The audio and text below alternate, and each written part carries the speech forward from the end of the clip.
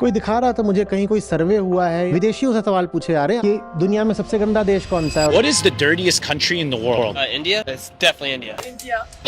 India. और ज्यादातर लोग कह रहे हैं इंडिया। और हम बहुत धार्मिक लोग हैं। जरूर हमारी इस धार्मिकता में और हमारी सार्वजनिक जगहों के गंदे होने में कोई गहरा नाता है। गरीबी बिल्कुल एक कारण है, पर सिर्फ गरीबी कारण नहीं हो सकती, क्योंकि और भी गरीब देश हैं, वो इतने गंदे नहीं है। तो इसीलिए आप पाओगे कि हमारे पूजा स्थल, हमारे देवालय सबसे गंदे रहते हैं। लेकिन ये बात आप घरों के अंदर नहीं पाओगे। घरों में सफाई रहेगी, घर में अगर मंदिर है तो एकदम साफ मिलेगा। मुझे अपना देखना है, कोई और क्या कर रहा है वो मेरी जिम्मेदारी थोड़ी ही है। मुझे स्वर्ग मिल जाए, मुझे मोक्ष मिल जाए। मैं दान भी किसी को दूं तो इसलिए कि मुझे पुण्य मिल जाए। मैं किसी को अगर मरने से बचाऊं भी तो इसलिए कि मुझे पाप न लग जाए। सब कुछ स्वयं तक सीमित, तो अपनी जिम्मेदारी भी सीमित। फिर मैं क्यों फिक्र करूं कि दुनिया गंदी हो रही है, कि मोहल्ला गंदा पड़ा हुआ है, क्या फर्क पड़ता है। मैं जाकर के अपने मोक्ष, अपने उद्धार के लिए गंगा में डुबकी मार रहा हूँ और गंगा को गंदा कर रहा हूँ। ये काम हम ही लोगों ने करके दिखाया है। मुझे मेरा मोक्ष मिल जाए तो मिल जाए, उसके लिए मैं गंगा को माँ कहता हूँ। माँ मैली हो तो होती रहे। दुनिया में किसी देश में इतनी गंदी नदियां आपको नहीं मिलेंगी। और लोक धर्मियों ने नदियों को माँ बोला, ये भी किसी और देश में नहीं मिलेगा आपको। भारत में पर्वतों की जो दुर्दशा है, ये आपको दुनिया में कहीं ना मिले। लेकिन हमने अपने पर्वतों को देव स्थल बोला, देवभूमि बोला, ये भी आपको कहीं नहीं मिलेगा। क्योंकि हर काम स्वार्थ हेतु है। और ये कितनी ज्यादा दुखद बात है, क्योंकि हमारे पास सर्वोच्च दर्शन है। और ये जो सर्वोच्च दर्शन है, आदर्श रूप में यही हमारे धर्म की आधारशिला होना चाहिए। बहुत बहुत ऊंचा धर्म होना चाहिए। लेकिन हमने उस आसमान जैसी ऊंचाई को बिल्कुल ला करके जमीन पर भी नहीं, पाताल में पटक दिया।